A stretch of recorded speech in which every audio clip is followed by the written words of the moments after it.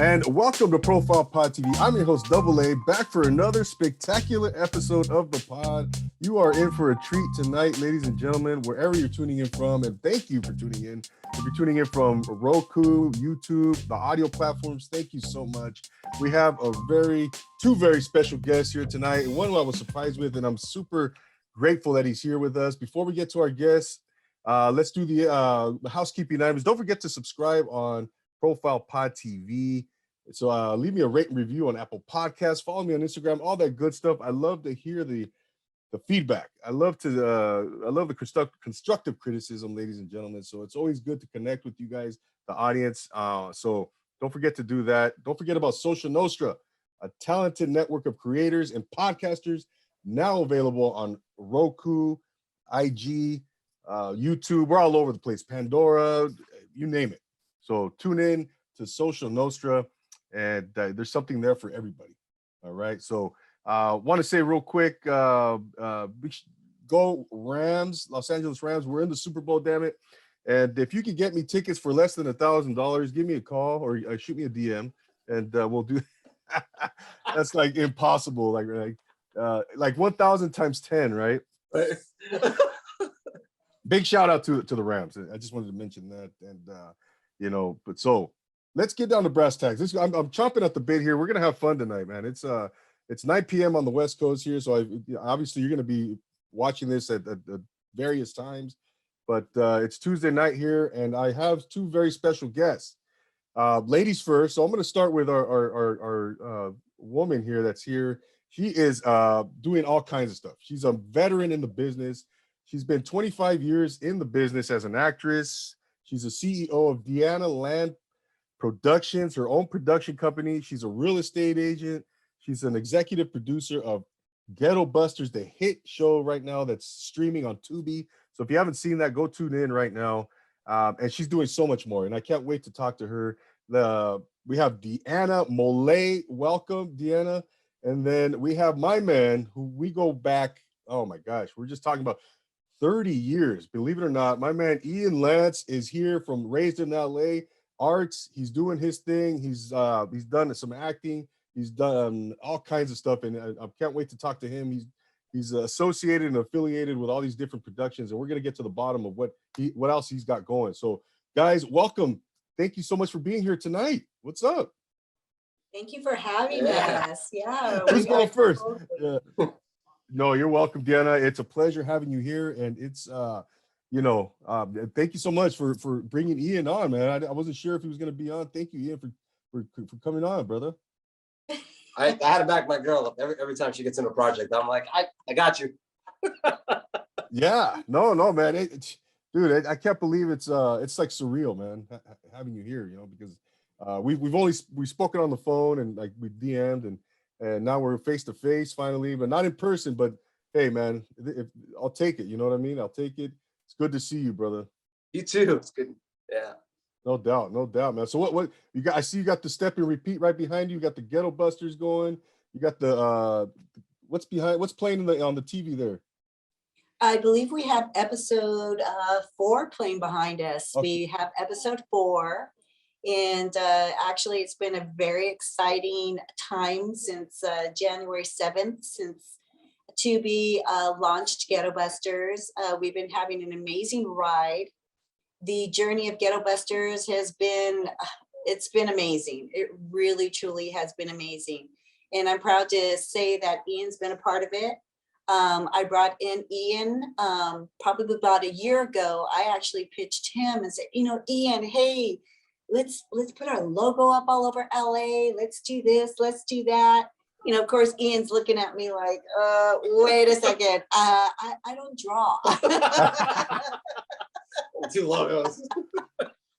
He's like, I don't do logos. I said, yes, you do. Yeah. No, that's awesome that you got into the fray there, Ian. What's it been like for you, man? Deana asked you kind of, like she just mentioned, kind of on a whim.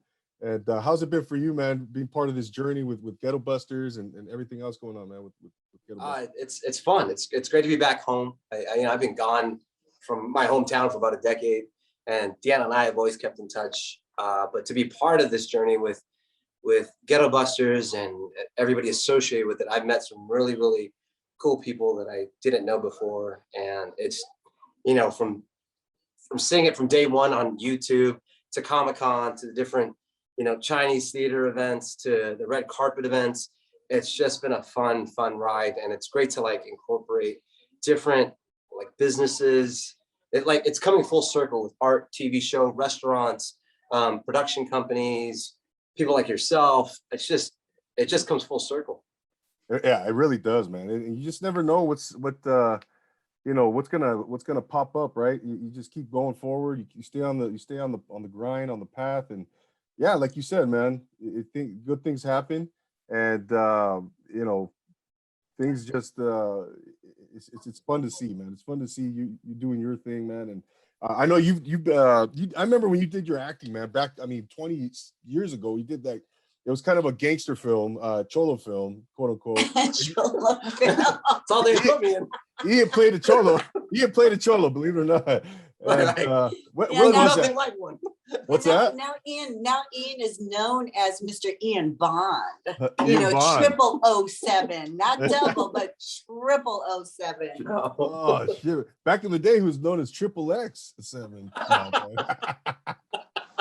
Oh man, no, man. That's so, Ian. I know you've always been, had your acting interests and your artistic interests, man. And like I said, brother, it's nice to see that you've continued to pursue that, and you're in the fray, man. You're in the mix, so it's great to see that, and then being associated with people as Deana, and gosh, what a interesting turn of events, man. So Deana, man, I want to talk to you, about everything you got going. You got so much going on. You got Deana Land Productions. You've got obviously Ghettobusters, executive producing. You're a real estate agent. When do you sleep? What do you sleep? I mean, geez, it's unbelievable. It's unbelievable. You got some stuff coming up, like the product. I don't know how much you can say about that right now. But what's been going on with you, Deana? Again, 25 years in the business, and what's the journey been like for you thus far? Gosh. It's definitely been an amazing journey. I mean, I cannot say anything more except the fact that right before we started the podcast, of course I could do things all day long by myself, one-on-one, but it's so much more fun to engage in a party, especially knowing the fact that I've collaborated with so many people along the way. And Ian, with our history of knowing each other as well, I've known Ian for 30 plus years. Yeah. And wow. He's somebody that I met along the way back in the acting days and everything. We've always kept in touch over the years.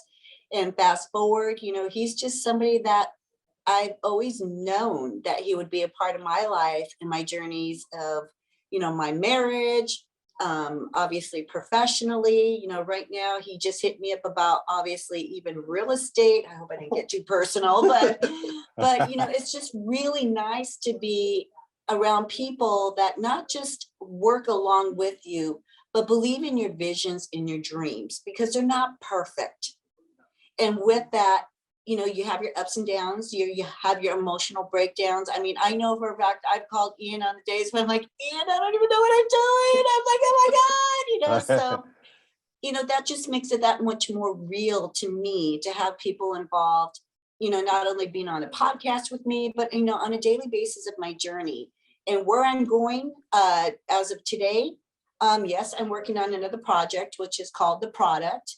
It is a limited series. It has to deal with content of human trafficking in our community. It's very much very underplayed, swept under the carpet subject that a lot of people don't want to talk about. But in my case, I at least want to put the awareness about human trafficking out there. So in that case, again, we're not basically blindsided by what society doesn't want us to see. But instead, if we see it, we don't ignore it. It's never going to go away, but at least we can do something about it. And we can recognize the signs that are out there for people who are in distress, or if not, they're being victimized, or in this case, it could be you and I next. And that's what people need to realize. It can happen to anybody at any time, at any age. Yeah, it's definitely scary. Is that a dog? Yeah. Yes, it's Winnie. Just making- She wants Oh to get in on the podcast. oh, She's telling you rough, that's what she's up to. oh my gosh. Just making sure. No, yeah, it is a very controversial topic, right? And that it's very scary, you know, like you just mentioned, it can happen to anyone at any time.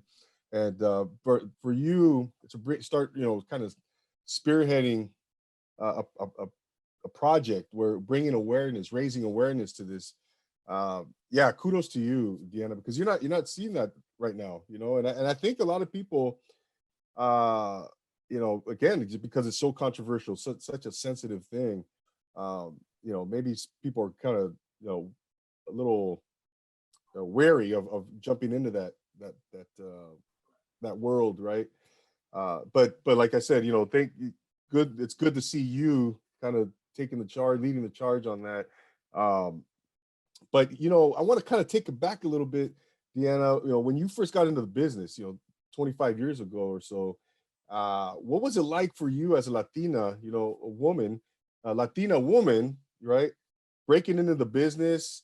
And you know, what kind of challenges did you have? You know, was it everything that you expected it to be? Was it easier? Was it more difficult? I mean, kind of talk about that a little bit. Take us back.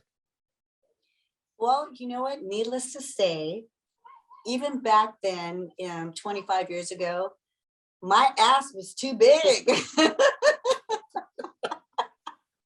I literally would go, you know, obviously on casting calls, and I definitely would be told, hey, you look great on camera, your acting abilities are great, but you know, you're just a little bit of what Hollywood does not engage. You're not a size 2. You don't have a flat booty and no boobs. Sorry, we can't use you. So I'm like, okay, fine, not a problem. Wow. So I actually found my way in the whole acting field of obviously being an actress. And that actually just came about of the whole fact of getting involved in pageants. And with that came the fact of when I did win Mrs. California back in 1997, my first prize was basically a walk-on part to a movie. And so, and back then it was called Silk Stockings. And yes, I'm giving my age away. Yeah. What was that on USA Network? Correct me if I'm wrong. Back in the What's day. that? Was that on USA Network back in the day? Yes, it was on USA Network. Damn. Got it. Boom. All right. Showing your age too. Yeah. Yeah.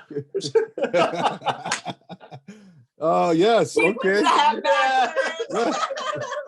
See, Look at that silver fox over there. that's right. That's right. Oh man, but you know, it's okay. Yeah. So silk stockings. So you kind of so through that pageant, you kind of parlayed that into, or you said that it was part of the Prize package. winnings. Right. Okay. And that kind of got you in the door, type of thing. And Yes, then it got me in the door. You know, at the time when I went on set, I was only told, hey, it's only a walk-on part. You're going to walk and you're going to do this, you're going to do that. It's called background work. And I said, yeah, that's fine. Not a problem. So I went on set, did exactly what I needed to do. And that day, the director asked me, he's like, you know, do you know what a script is? I'm like, no, I don't know what a script is. He says, well, here, take this, learn these lines, and come back and we're going to put you on camera and you're going to deliver these lines. And pretty much the rest was history. I got Taft-Hartley, my very first job. I ended up working with Stool Seagal Productions in San Diego on a couple of projects thereafter. And that's pretty much how I got into the business. So yeah, luck, Wow. being in the right place at the right time. Absolutely. No, that's great. That's great. And then, you know, you got onto, I mean, you've done some big movies, Rockstar, Magic Mike. What's the other one? Man on the Moon. Man on the Moon, Jim Carrey, right? Unbelievable. I mean, Licorice Pizza. Licorice Pizza. There you go. Yeah. Currently Among others. Licorice Pizza. Yeah, among others. I mean, you go on your IMDb, it's pretty extensive, and you know, so going back, so from there, you know, you got into the business, you're acting now. What did you encounter any from that point on? Did you encounter any more challenges, Deana, or from there, once you got in the door, was it more of a just kind of was it easier in any sense, in any way, shape, or form?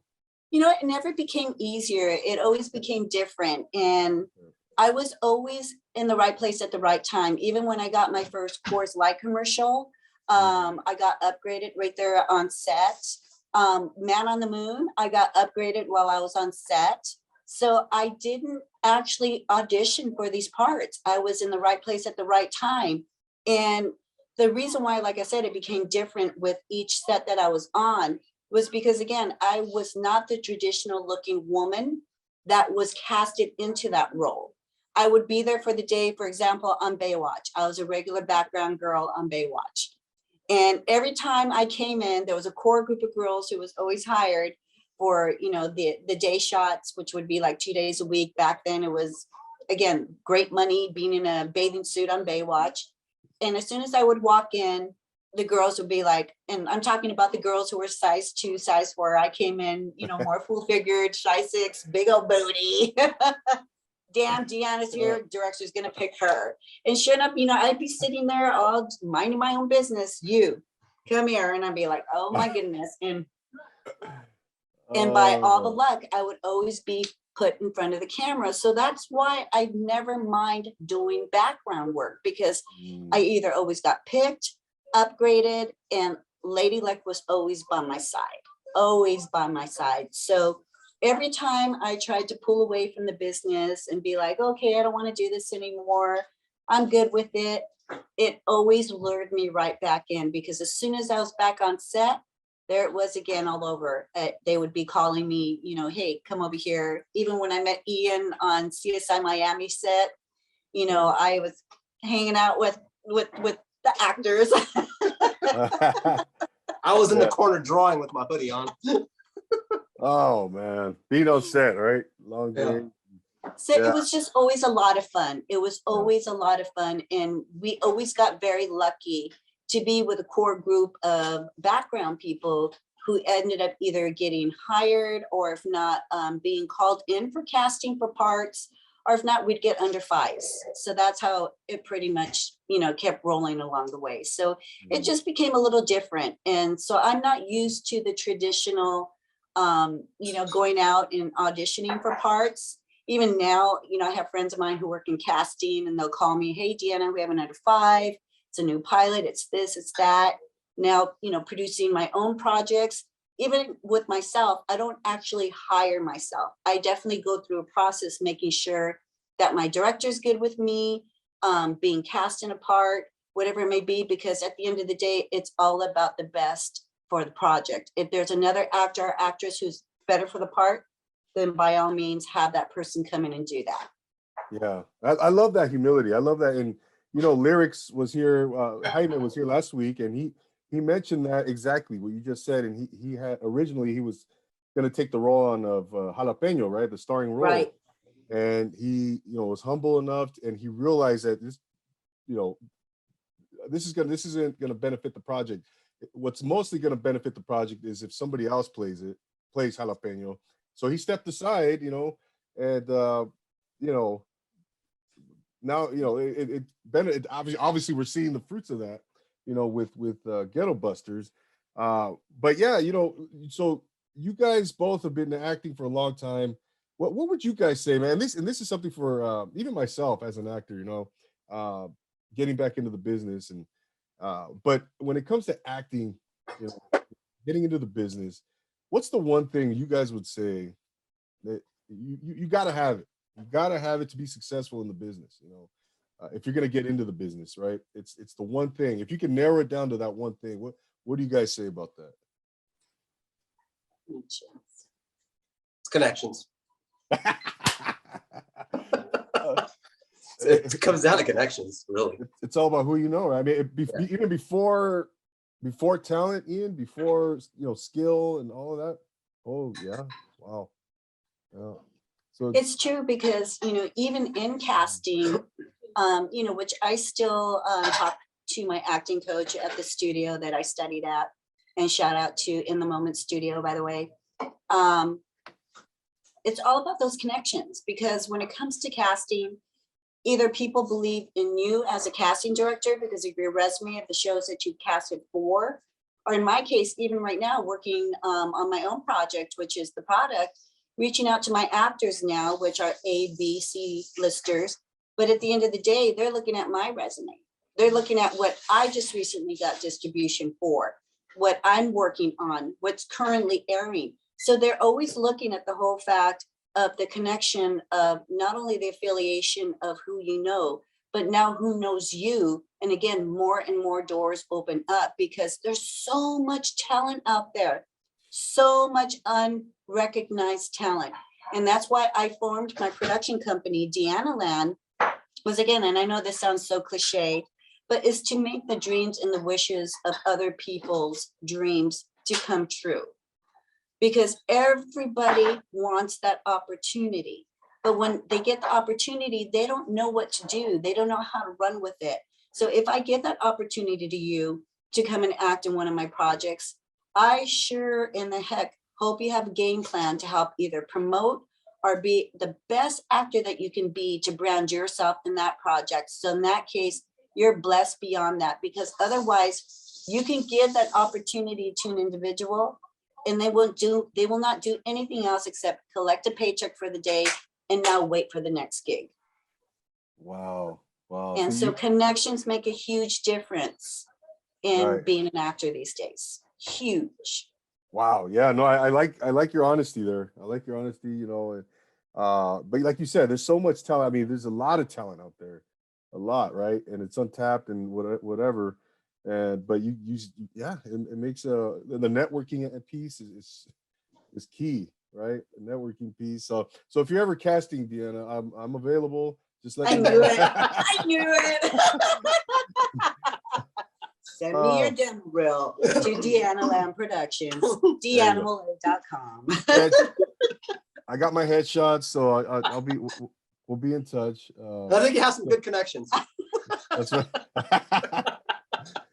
Oh my gosh! Oh, what happened? We lost you there on the video. Oh, put close. Close. Yeah. There's Deana right there. I see you. There we go. Did we lose you? There we go. We are. Oh my goodness, yeah. And you've also done some beauty pageant. You were Miss America 2004, Miss International 2012. What were those experiences like? Talk about those beauty pageant experiences. What were some of the things you liked? Some of the things you disliked about it, if anything? No, I just again, I want to be transparent and I want to be honest. Being an actual representative of a title is a lot of humility, but again, you have to have a game plan and a goal. And if you're going into it just wanting to wear a crown and a banner and walk into a room and be, presence there for the moment, you're in it for all the wrong reasons. Because again, you become a titleist, you basically work your booty off for free all day long. But the connections that you make last a lifetime. So if and when you do decide to enter a pageant and say you win, and in my case, I did win the Miss America pageant and I won the Miss International, I always had a game plan. Okay, what am I going to do with this? What am I going to do with this title? What am I going to do to make a difference in my community? So that right there, after that's said and done, you got to blaze a trail, but always leave your bookmark and your brand.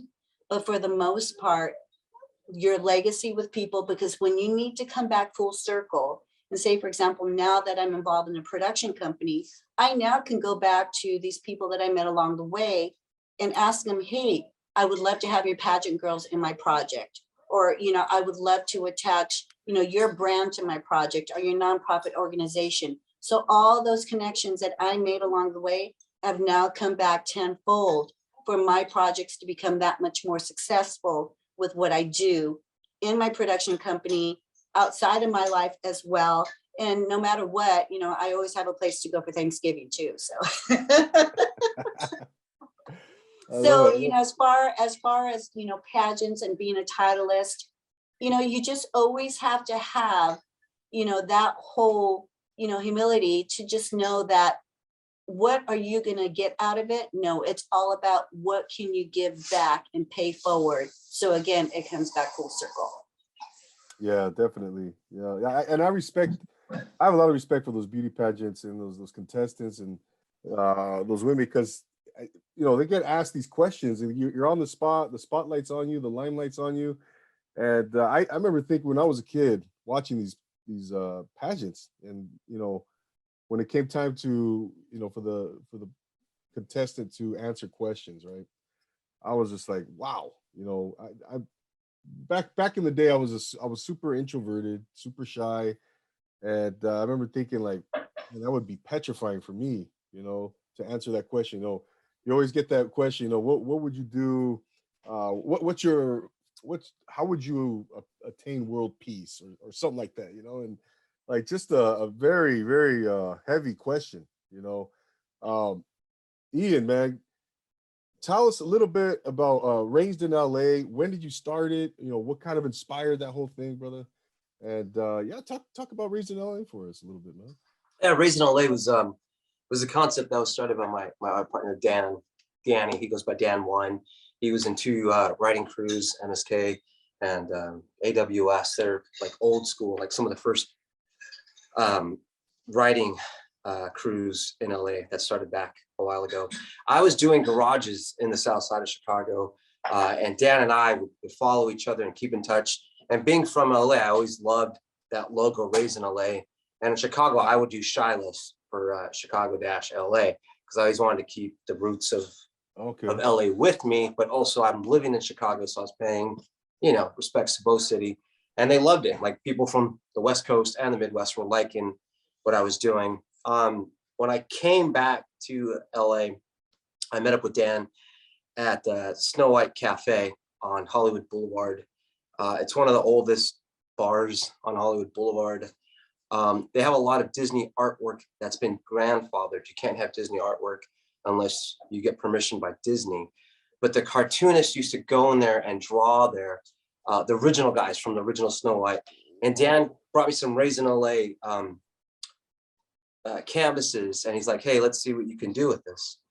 So we talked, we had a few beers there, and it was just cool because we were at this historic place. We were both meeting up for the first time, collaborating, talking about like the direction of Raised in LA. And then after that, everything started off. Like from there on, we went to Venice Beach, and then like a snowstorm hit LA. I was doing a lot of Chicago, LA, and he was doing the Raised in LA, and we started incorporating it. And then it just kind of grew and grew. We were just having fun. And then before you know it, we started incorporating the streets. For instance, we did Laurel Canyon and Mulholland. So we would do Love, you know, Mulholland or Laurel Canyon. We did Love Street, where Jim Morrison, that street's been landmarked. That's where Jim Morrison used to live. That's where the Doors. There's a whole history of like the Hollywood scene of that rock era. And then that's what we. I'm sorry, Ian. I'm sorry. Where Love Street's? Where is it in Hollywood? Love Street? Yeah, it's in Hollywood, off Laurel Canyon. It's where the Laurel Canyon Country Store is, Laurel Canyon Cafe. It's where Jim Morrison used to live with his girlfriend. That's why they landmarked it. Pam, Love right? Street. Pam. Yeah. and then we just got lucky over the years. We just started just having fun. We started, you know, we did The Godfather. It's one of my favorite movies. We did it like 4 years ago in front of Paramount Studios. It got a lot of, you know, likes and whatnot. And then we also did the first Kobe Hall of Fame mural in LA. Where's that at, bro? That one, the first one was off of Laurel Canyon and Crescent Heights. We did that like 3 years ago. It might have gotten buffed out. And then we did another one in front of In-N-Out, but we had about like 10 or 12 different Kobe Laker murals all around Hollywood. Yeah, I've seen a lot of your work, man, and you guys you'll take those power boxes, right, on the sidewalks and paint those, Now you and Dan, the first time you met was on Instagram. You guys met on Instagram? We met through social media. We had mutual friends that kind of connected us. And then from there, we just kind of linked up. I was living in Chicago at the time. He was in LA doing a bunch of Brazen LA prints and power boxes. And I loved it. And I said, man, that's my hometown. I wish I could be doing that stuff. And then sure enough, it just happened. We're both doing it. Yeah. Yeah, this is the most popular one right now going around in LA. Oh, there it is. Yeah. Raised in LA, right there. Yeah. That's right. Ian Yeah. and Dan, right? Yeah. Dan's the partner, man. And what kind of I've got a lot of the collective here we go. stuff. Oh, there we go. Thank you. Yes, look at that. That's right. Raised in LA, Ian Lantz, my man. And I like that. I like how you took that, you inverted the N right there. Yeah. That's classic. I like that little touch right there, brother.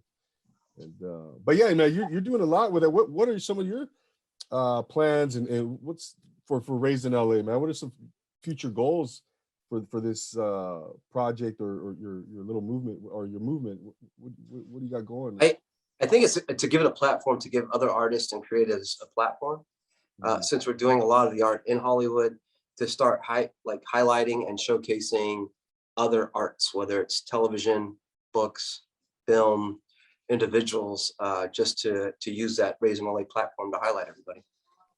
Yeah, no, I love it, Ian. I love it, man. Again, man, you go on. What's some of your? I'm sure you love all your pieces, man. But what are some of your more notable ones that you're just super proud of, man? What's over there? Well, I'm sure you're proud of all of them, but yeah, there's just I love doing bottles. That's one of my favorite things, is like bottles. Oh, that's awesome, man. Done shoes. Yeah, there's a whole do shoes. I think Dan and I will probably get in, stickers, merchandise. Yeah. I don't know. They're like your kids. After a while, you just kind of have fun with the paintings, canvas, and you just have fun with it. I wouldn't say I have a favorite one, but I do have a favorite one from a Lowe's Hotel. That's a Ghettobusters box. And it also has Better Than Sex too. I got to give a shout out to Better Than Sex. That's right. That's right. Yeah. That's the restaurant down. Is that Sunset or Hollywood Boulevard? It's on Melrose. Melrose. I'm way off. That's darn it. Yeah. Okay. Better Than Sex, man. I got to get out there, man, and have one of those desserts, cheesecake. Man. Cheesecake. You got to get a rim job drink with cheesecake. My drinks come with rim jobs. Oh, nice. Jeez, man. Deana, I know you're from Montebello. And one thing about Montebello, back in the day, do you remember Gotham's? Yeah. Of course. Oh, yeah. Man. Gotham's, I remember we were going there. I had just gotten out of the Navy. It was like 97, 98. And we were partying once there. I ran into my man, Danny De La Paz, a Big Puppet. And Big Puppet. Oh my God. And yeah, he's been on here. I had the pleasure of having him on the podcast. And so I was like all starstruck and shit. And they would have comedy nights there and stuff like that. But yeah, Montebello, man. So for you growing up in Montebello, did you have aspirations of getting into this business back in the day? I have to admit, yes, I did. I definitely was a jock in high school. I was a CIF swimmer, which was pretty awesome.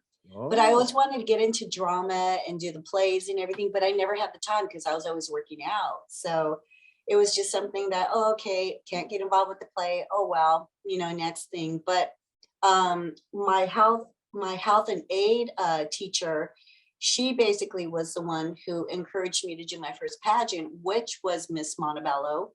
And I ended up doing that and I was successful. And again, like I said, it was history from that time on too. So I always had somewhat of a calling to do something in the entertainment industry.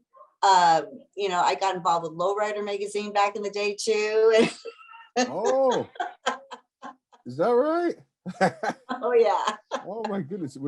Did you pose? Did you model? Were you a model? I imagine you. No, I did Yeah. not. My dad told me straight out, Mija, keep your clothes on. Oh man. I was always very obedient daughter, always had the utmost respect for my dad and for myself too. So I just kind of stuck to that whole game plan of just, doing what I needed to do, finish high school, went to college, went to Rio Hondo.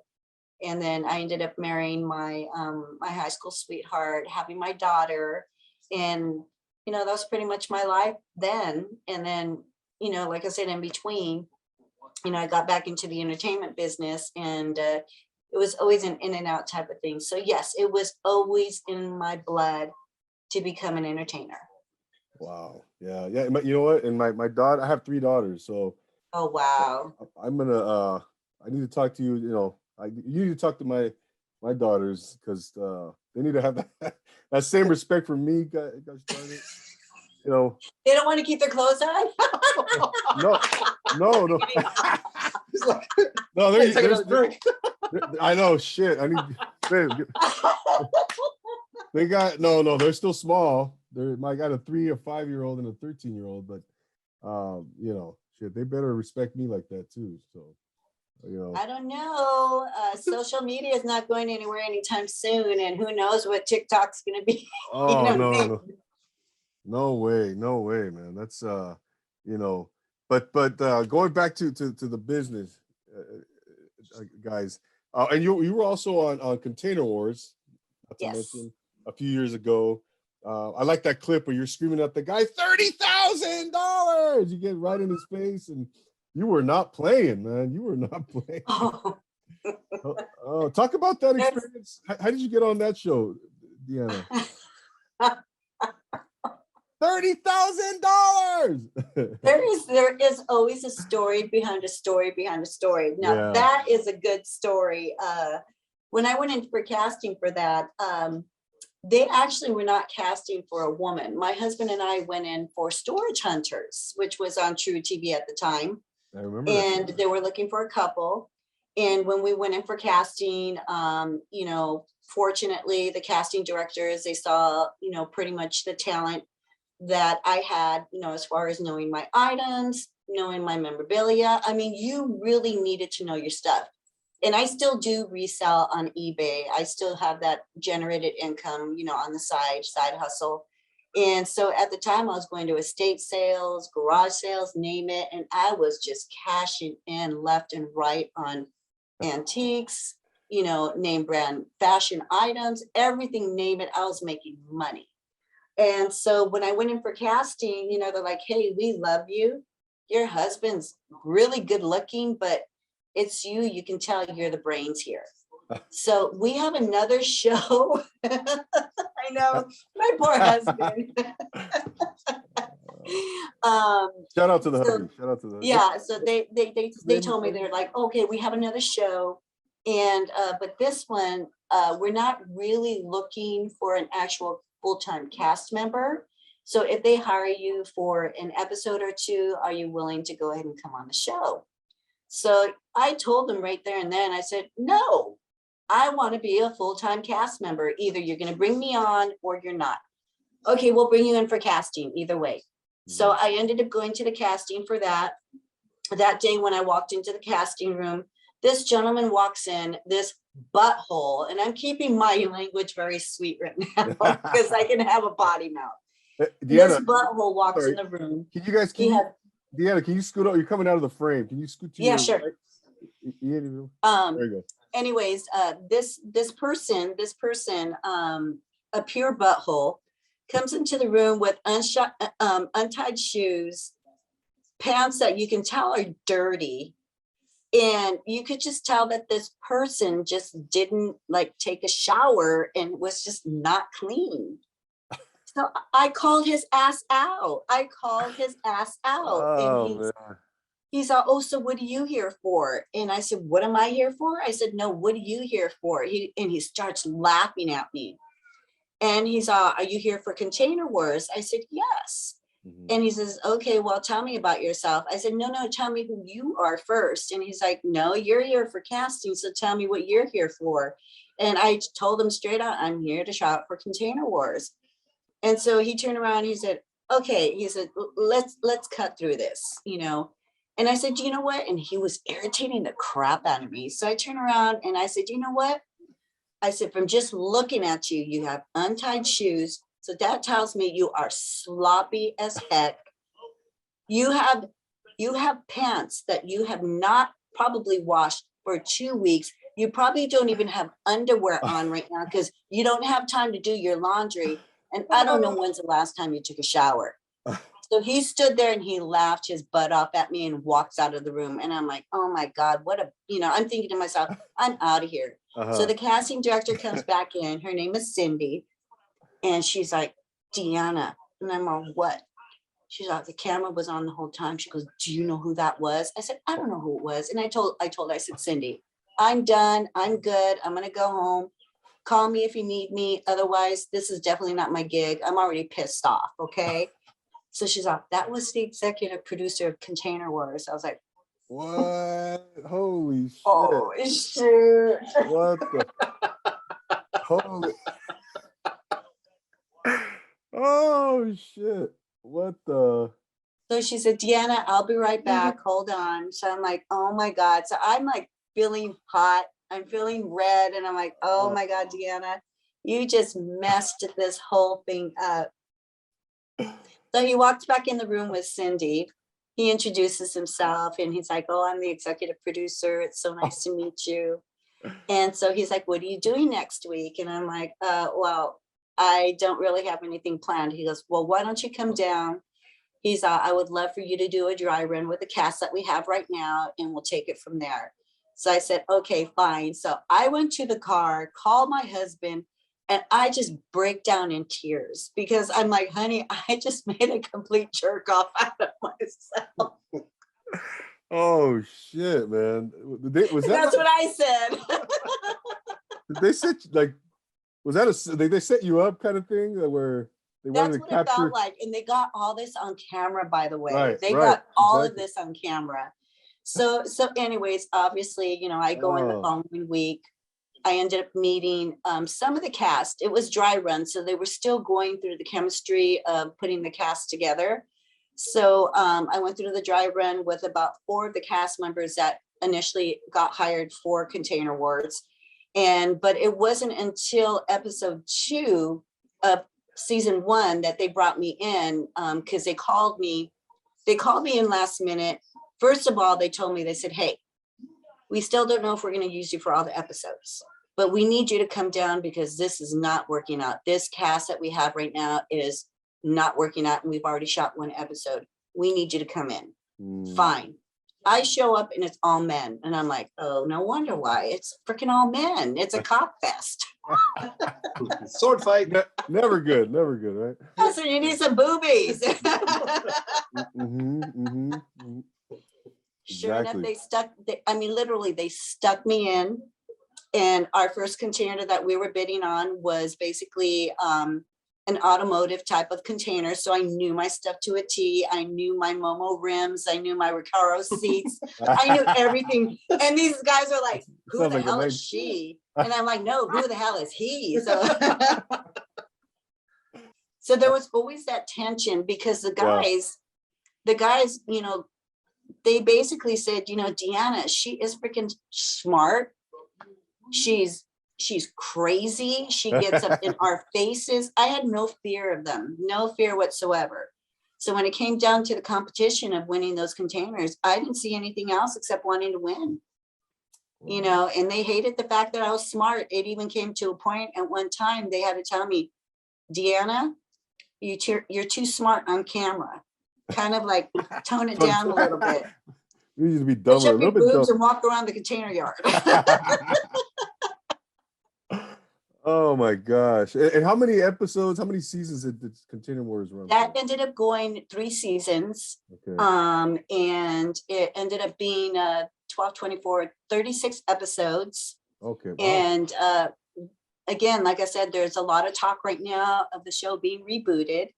Yeah. And we'll see what happens. We'll see what happens. But yeah, it was and has been the funnest gig that I've ever booked in my whole acting career. Is that right? Wow. Yeah. Well, no, that's yeah. I hope you do reboot it. It'd be fun to see that. You know, but yeah, both of you have been you've been in the business for a long time. Both of you have done so many different things in your own right. But who are some things? This Ian, Deana, who are some individuals, some people you would love to work with that you haven't worked with yet? Ian. You. Hey, yeah, oh yeah. In which Let's do he it. does have a part in the product. So he more than likely will be playing my bodyguard. So Oh, no shit. joke, no joke, Uh-huh. seriously. Nice. And is the are you playing a Latino in there, Ian, or what's your ethnicity? Any particular ethnicity in there? Whatever she wants me to play. It's the opposite of Coming to America, whatever you like. Whatever you like. Hop on one foot. Right. Oh, I'll do the orangutan, right? Right. That was bad. But yeah, no. But what about you, Deana? Who would you love to work with besides Ian, besides myself? That you haven't. You worked know, with I've worked with people that again that I've admired over the years, and those people include George Lopez, Jennifer Lopez, Ben Affleck, so Robert De Niro. I've actually worked with people that I admired along the way, and I have been lucky enough to have words with them, wise words. But I definitely have to really incorporate George. George taught me the best lesson in the entertainment industry, and that is you thank everybody that you have worked with, because no matter what, every single person has earned their spot of being and working there for the day. Because without that person, a production would not be a full-blown on production without that person. And one thing George did teach me, you go and you especially thank that background for being there for the day. Because you never know when that background person, if one day you'll be working for them or working with them, and you never put yourself on this, I'm higher than you, I'm more than you. The only thing that separates talent for the day when you're on set is a paycheck. That's pretty much it. Somebody's getting paid a little bit more, but you never know how they're going to evolve or end up being 2 or 3 years from now, or where they're going to be.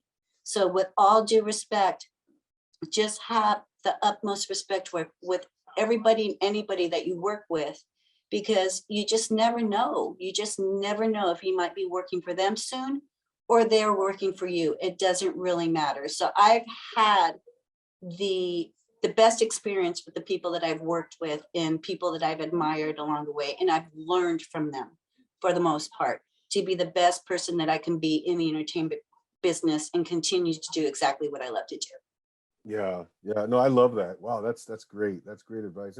That's just coming from a place of humility. Bottom line, I mean, and you know, I've been in the business, you know, as a background, right? And I met you know who was really cool on the West Wing, Martin Sheen, super cool. Got to shake his hand, and he was super humble. And Matthew McConaughey is another guy I got to kind of meet, and he was on, I don't know if you guys recall the movie. It was kind of a more obscure movie he did. It's called Surfer Dude, back in mid 2000s. He was super cool on set, you know, and but yeah, that's a great point, man. And I think that goes for any place in life, right? I mean, just being a humble spirit, being a humble, no matter what your position is within the structure, right? If you're executive producer or the starring role, you know, yeah, man, we're all there, like you just said, Deana. We're all there to, you know, for the same purpose, to make that production the best it can be, right? No matter what your role is. And I think that's great. I think that's great advice. I'm gonna take that around, because like you said, you know, you never know. You don't know what's gonna happen. You don't know who you're gonna work for one day. You don't know who's gonna be casting one day. And you know, I live by that myself. You know, I treat everybody. I don't care who you are. I treat everybody with respect. You know, and that's how I live. You know, bottom line, and like I said, that goes in any facet of life. You know, but yeah, you make some great points. You make some great points. You know, before we wrap things up, guys, you know, what's next for you guys? You know, Ian, tell us what do you got going? I mean, what are some and we kind of mentioned it earlier with Raised in LA. I know it sounds like you're getting back into the acting world. What are some goals, man? Some maybe for this year for yourself, brother, just overall. 3 triathlons this year.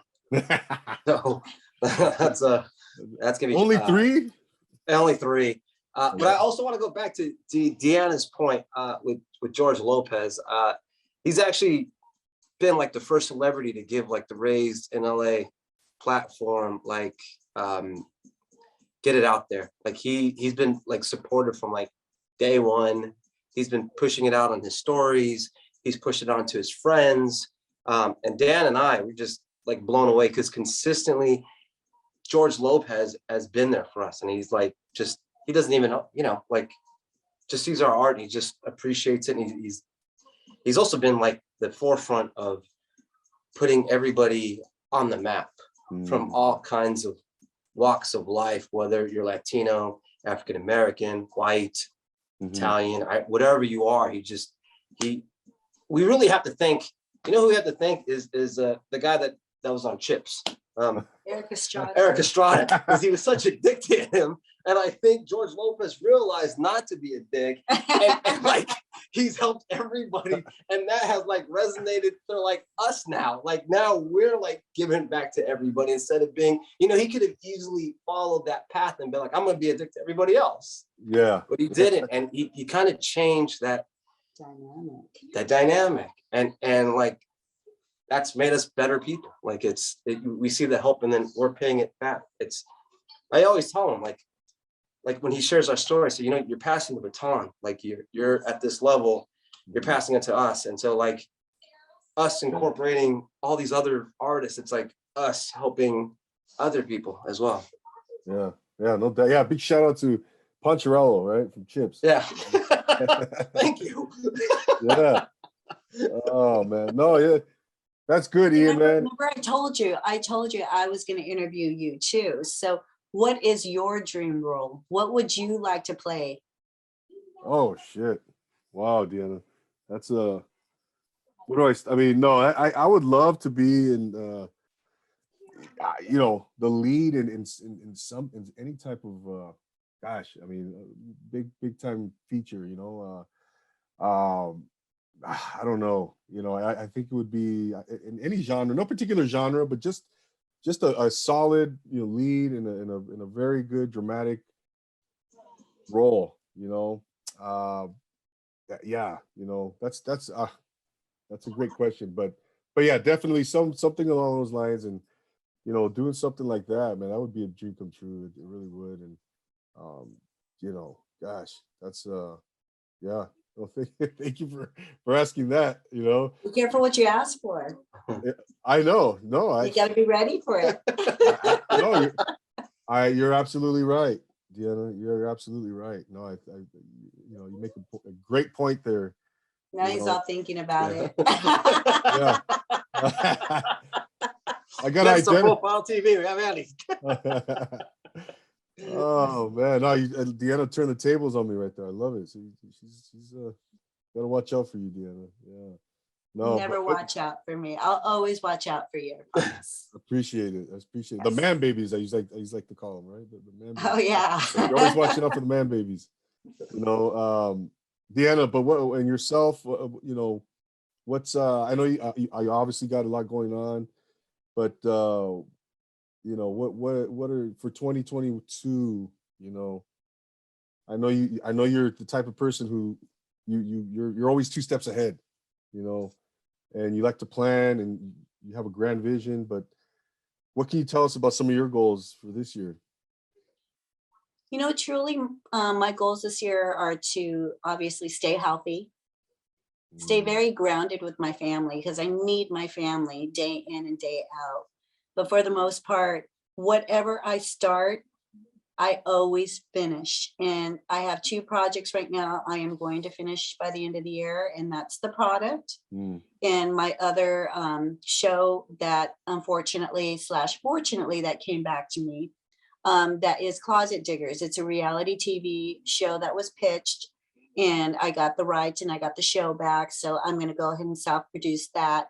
And again, I don't want to say it's easy, but at the end of the day, it's a very easy sale because it's something that content-wise, it's going to be in demand.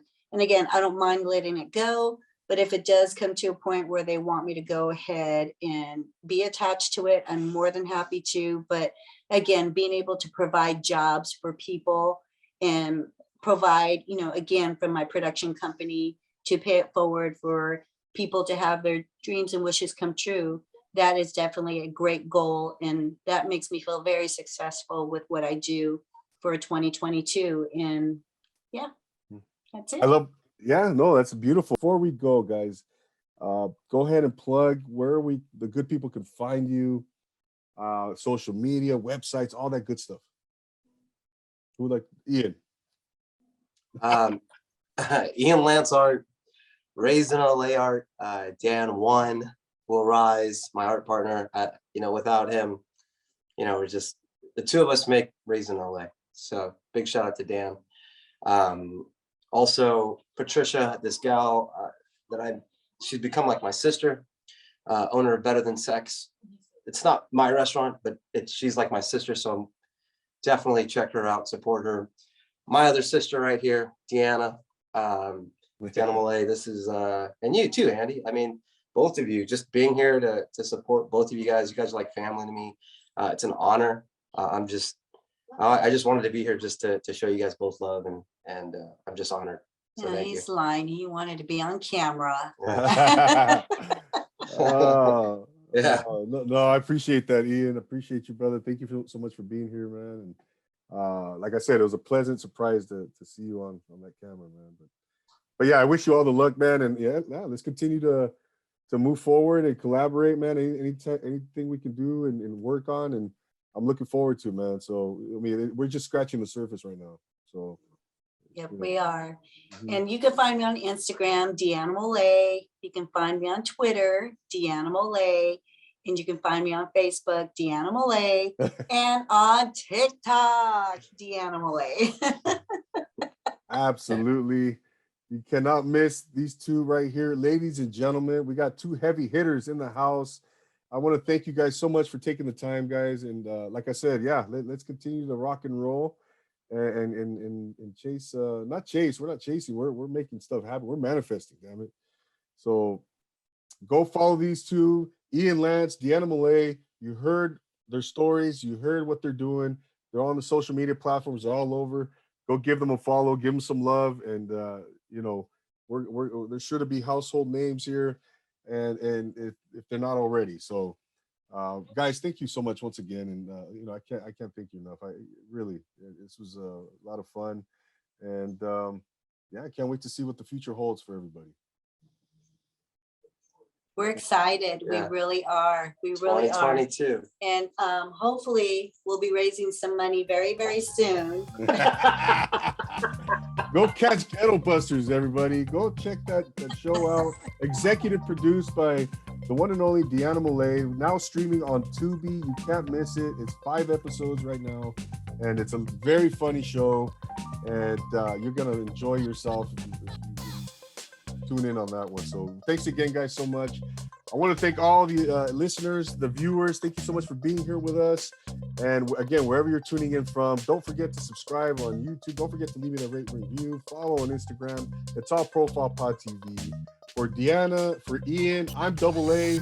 Once again, saying thank you. We'll see you next week on another episode. And always reminding you to take it easy. Thank you guys so much. Thank you so much for having us. I appreciate you. Yeah. Thank you. Bye.